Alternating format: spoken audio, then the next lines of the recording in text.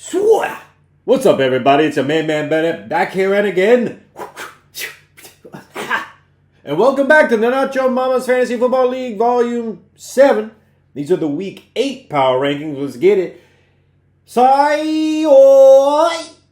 Sai-oi!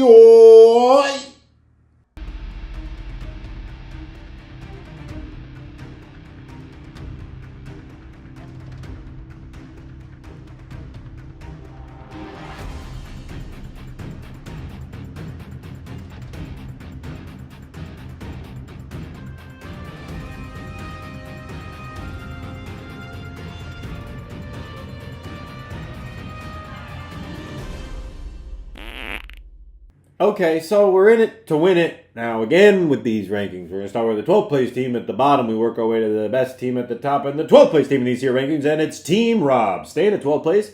Staying right there. Right there. My notes are, Evan is on a journey all his own. It's very true. We are all on a journey all our own. He is 0-8, winless.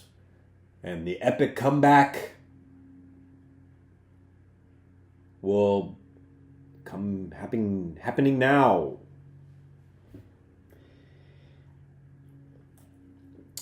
So we'll move on right along to the 11th place team. 11th place team in these year rankings, and it's Dork. Dork. They got the win, but they're down a slot.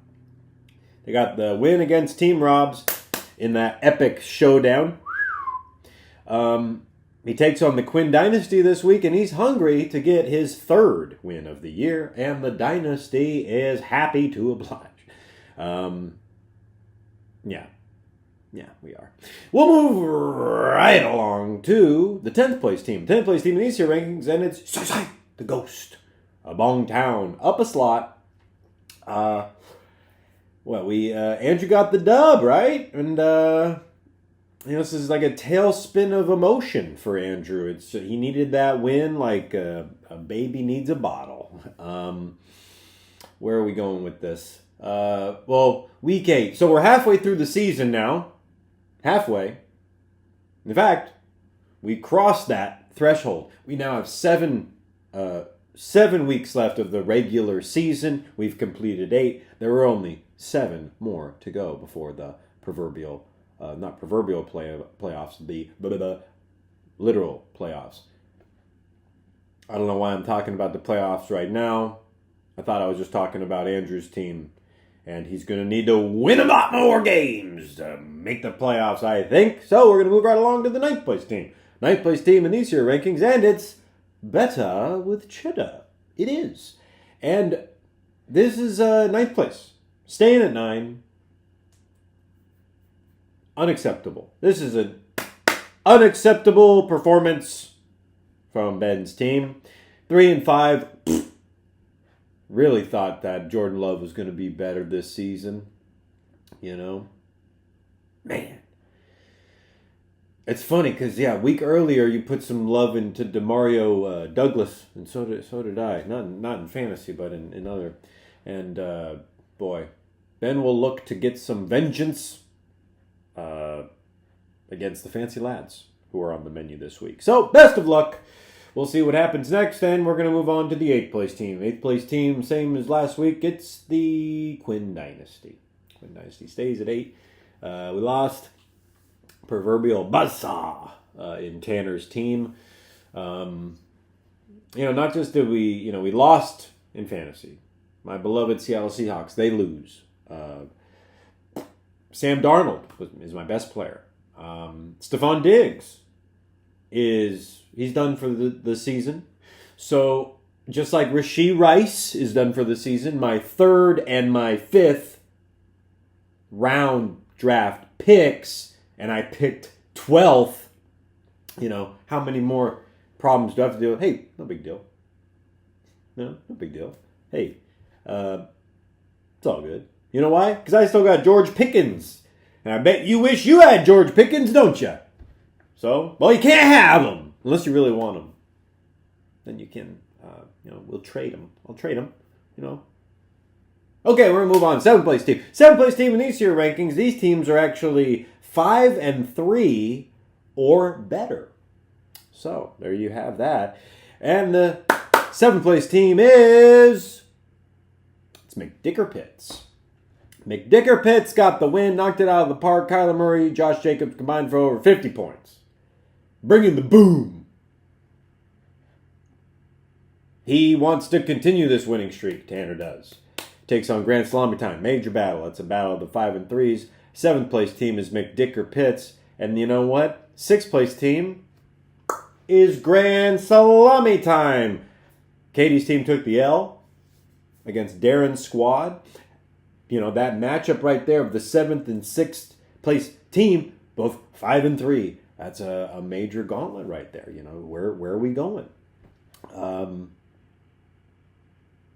Although Katie lost, you know, I like James Cook. I like Travis Kelce. You know, there's a lot of players on her team that I very much appreciate and enjoy. And what can we say? What else we got? She is going to need to win. Or, if she loses, wouldn't that be awful? We're going to move on to the 5th place team. 5th place team needs their rankings, and it's Osai way to go. That's right, up a slot. Darren got the win, moves to 5 and 3. Was 4 and 3 and is now 5 and 3. Okay. Darren added Cade Otton from the waivers not too long ago. Puts him in his lineup, and what does he do? Gets 25 points. That's fantasy football. Who's Cade Otton? I don't know. He probably plays for the Buccaneers. It's probably a good pick. They're down some receivers. They're going to lean on the tight end. It's a smart move. I don't even know why, but it is. What do we got? Takes on Team Diaper Funds. Another battle of some 5s and 3s. I hope you just eat each other up. Miserable over here. The only 4 and 4 team in this. Anyway, what are you going to do? So, move on to the 4th place team. That's what we'll do. 4th place team in these here rankings. And it's... Wait. Master Cook. Master Cook, up a slot, 5 and 3. He did lose. But he lost to the Moldy Biscuits. And Moldy Biscuits, they're a pretty good team this season. And they outscored the league. So, what can we say? Brock Purdy, Marvin Harrison Jr., Jonathan Taylor combined for 66 points. You're probably going to have a good time. But he didn't have a good time. He lost. He takes on Team Robs, who, you know, might be due. Evan might be due. Might be due for a win. So, my notes for Alan's team is, Alan, oh boy, you're against Team Robs. He's probably due for a win. So, you better watch your back. Better watch your back.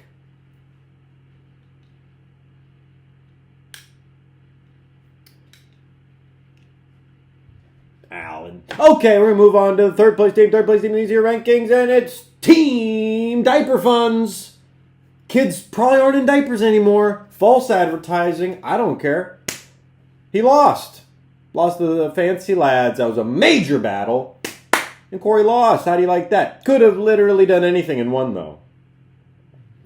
My dad's calling me. I'll have to call him back when I'm done recording this. My notes for Corey are, had you won, you'd probably be at the top. Because if you had played Jalen Hurts instead of Baker Mayfield, you would have gotten like 122 points and you would have won. Had you played Ramondre Stevenson instead of anybody, you would have won. Had you played Josh Palmer instead of Amari Cooper, you would have won. So, any combination of your bench in other places would have yielded a victory. And you would have beat, a number of teams this week. So, hey, what are you going to do? You're going against one of the best. But I believe in this team. It's got a good bench. 3rd place. 5 and 3. Hey, right there, knocking on the door. We're going to move on to the 2nd place team. 2nd place team in these here rankings, and it's the Fancy Lads. Fancy Lads staying at 2 because there's someone better than you. That's right. Barely got the victory. Everything had to go right. He did win by like less than 2 points. Less than 2 points. Very close. Got the win. That's all that matters. We're rooting for Whitney. We're rooting for him, baby. So, 6-2. There's only 2 teams that are 6-2, starting to separate themselves, perhaps. Or will they be brought back down into the muck and the mire of all the people that are clawing and scratching, scraping, hustling and surviving?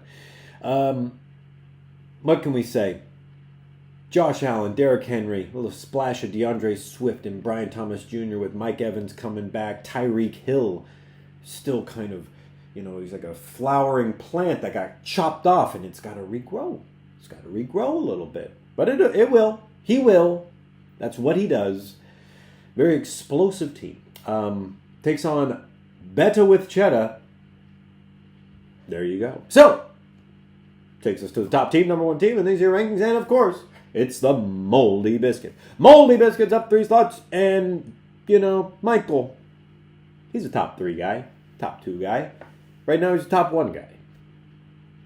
There are only 2 teams that are 6-2. He's one of the 2 teams.